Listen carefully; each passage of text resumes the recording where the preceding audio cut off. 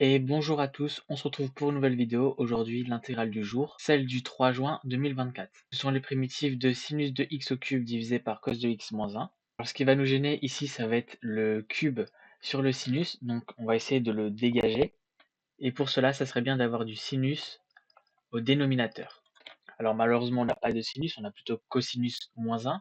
Mais cosinus moins 1, c'est presque cosinus de x au carré moins 1. Et cosinus de x au carré moins 1, ça, c'est sinus de x au carré. Bon, maintenant, comment on va faire apparaître du cosinus au carré moins 1 au dénominateur? Eh bien, en fait, c'est très simple puisqu'on dispose d'une identité remarquable qui nous dit que a moins b fois a plus b, c'est égal à a carré moins b carré. Et ici, on remarque qu'on a déjà le a moins b si on dit que a, c'est cos de x et que b, c'est 1. Bon, du coup, il nous manquerait cos de x plus 1 au dénominateur, mais comment on va le faire apparaître? Eh bien, tout simplement en multipliant le numérateur et le dénominateur par cos de x plus 1. Bref, maintenant que j'ai expliqué la stratégie, on va l'appliquer. Comme je l'ai annoncé, j'ai multiplié par cos de x plus 1 au numérateur et au dénominateur. Et là, on va pouvoir utiliser notre identité remarquable ici. On a cos de x au carré moins 1 au carré. Alors, pourquoi il y a du sinus carré dans ce truc-là?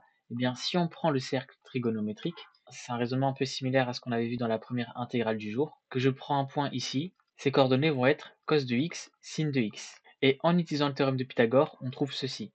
Et ça, c'est équivalent à cette identité qu'on va tout de suite utiliser. Et la magie, le signe du x carré va simplifier le cube qui est juste ici.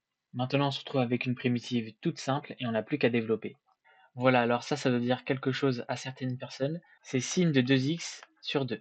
Donc ça nous donne ceci. Et la primitive de sinus de x, c'est tout simplement moins cos de x. Et ça, en réfléchissant un peu, on peut trouver une primitive de tête. Voilà, donc on se dit que pour avoir du sin, on doit avoir du moins cos. Pour avoir du 2x à l'intérieur, ben, il faut du 2x aussi. Sauf que si on dérive ça, il y aura un facteur 2 qui va sortir. Donc pour compenser, on va devoir diviser par 2. Et donc on obtient ça.